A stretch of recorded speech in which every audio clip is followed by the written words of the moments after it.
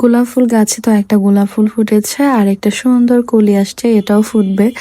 আর খুবই ছোট এখনো, কয়েকদিন সময় লাগবে কলিটা ফুটতে। বাট যখন বারান্দায় আসি কোনো না কোনো ফুল থাকে তখন দেখতে অনেক বেশি ভালো লাগে। তো এখানে বেলি ফুল ছিল, সেগুলা ঝরে পড়ে গেছে। আচ্ছা, এই গাছটাকে কি নামে বলে আপনারা কেউ কি জানেন?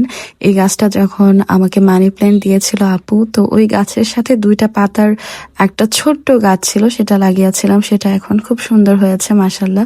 আর এদিকে আমার অপরাজিতা গাছ বেয়ে বেয়ে অনেক উপরে উঠে যাচ্ছে। ফুল এখন আপাতত নেই, বাট সামনে ফুল আসবে। আর এরপর আমি নিচে চলে যাব, বারান্দাটা একটু ধুয়ে দিয়েছিলাম যেহেতু পাতা পড়ে, বৃষ্টি হয়, ময়লা হয়, এই কারণে। তো আসার পর নিচে গোছগাছ করার পর বাবা সবজি নিয়ে আসছিল, তো আপা সেগুলা কেটে দিচ্ছে। আর আজকে হচ্ছে খুবই মজার সবজি রান্না করা হবে। প্রথমে আমি এখানে শিং মাছ ভালো করে ভেজে নিচ্ছিলাম।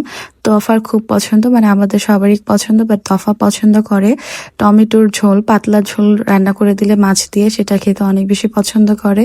তো অনেকদিন পর টমেটোর ঝোলটা রান্না করা হবে। আর এদিকে পুঁই শাকগুলো অনেক বেশি সুন্দর ছিল, একদম ফ্রেশ ছিল। তো মা বলছিল এটার সাথে আরো কয়েক রকম সবজি অ্যাড করে মাছ দিয়ে ভেঙে রান্না করা হবে, যেটা খেতে আসলে অনেক পরিমাণ মজা। অনেকে শুটকি দিয়েও রান্না করে, সেটাও মজা। তো এখানে হচ্ছে চিচিঙ্গা, এটা ডিম দিয়ে ভাজি করা হবে। এটাও কিন্তু অনেক মজা, অনেকে খেয়েছেন। যারা পছন্দ করেন কমেন্টে অবশ্যই জানাবেন। আর যারা এখনো খান না, এইভাবে ট্রাই করে দেখবেন, অনেক বেশি মজার হয়।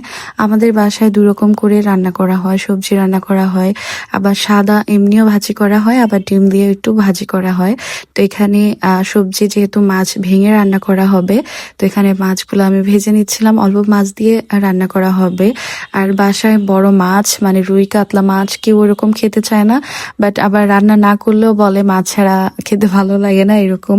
তো এখানে সব শাক সবজি মা ভালো করে ধুয়ে দিচ্ছিল, আর এদিকে আমি মাছগুলা ভালো করে ভেজে নিচ্ছিলাম। প্রথমে মাছ ভাজার পর সেই কড়াইতেই এখানে টমেটোর ঝোলটা বসিয়ে দিব। অল্প পরিমাণে রান্না করা হয়েছিল, একদম হালকা একটু ভুনা টাইপের, মানে ঝোলটা পাতলাও থাকবে, আবার পেঁয়াজ দিয়ে বেশি করে একটু ভুনা ভুনা টাইপের ওরকম হবে।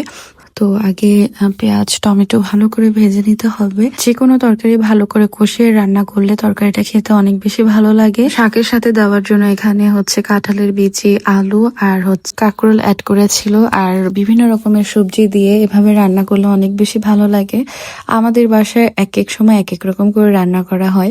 অনেক সময় এরকম সব সবজি একসাথে দিয়ে চিংড়ি মাছ দিয়ে রান্না করা হয়, আবার বড় মাছ ভেঙে রান্না করা হয়, আবার শুটকি দিয়েও রান্না করা হয়। প্রত্যেকটাই কিন্তু অনেক বেশি মজা। আর এখানে টমেটোটা ভালো করে ভাজার পর হলুদ, মরিচ, তারপর হচ্ছে আদা রসুনের পেস্ট সবকিছু একসাথে দিয়ে ভালো করে কষিয়ে ঝোল দিয়ে দেওয়া হবে। অন্য পাশে আমি এখানে চিচিঙ্গাটা ভাজি করব। এটা পেঁয়াজ, তারপর খুবই সামান্য পরিমাণে হলুদ, তারপর হচ্ছে মরিচের গুঁড়া অ্যাড করতে হবে, একদম অল্প, যেন কালারটা সবুজ সবুজ থাকে, সেটা দেখতে ভালো লাগে, খেতেও ভালো লাগে।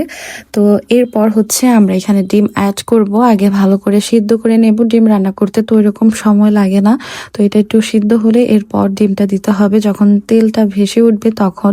আর এদিকে ঝোলটাও দেওয়া হয়ে গেছে। তো ধনিয়া পাতা অ্যাড করলে এই তরকারিটা আরো বেশি ভালো লাগে। এখন তো সবসময় ধনিয়া পাতা অ্যাভেলেবেল পাওয়াই যায়। তো এরপর ডিম দিয়ে দিয়েছিলাম, এটার মধ্যে 2টা ডিম দিয়েছি।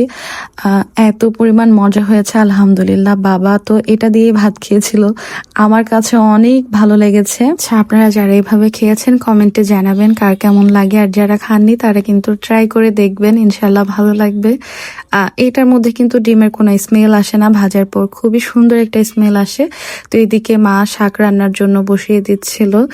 দু চুলার মধ্যে দুজনে রান্না করছিলাম, যাতে করে সহজে হচ্ছিল আর তাড়াতাড়িও হয়ে যাবে। আমাদের রান্না করতে খুব কম সময়ই লাগে। তো এখানে মা কষিয়ে তারপর হচ্ছে সব শাক সবজি একসাথে অ্যাড করে দিচ্ছিল। এই তরকারিটা অনেক বেশি মজার ছিল। আমি উপরে চলে আসছিলাম তফাকে গোসল করানোর জন্য, যার কারণে ভিডিও করা হয়নি।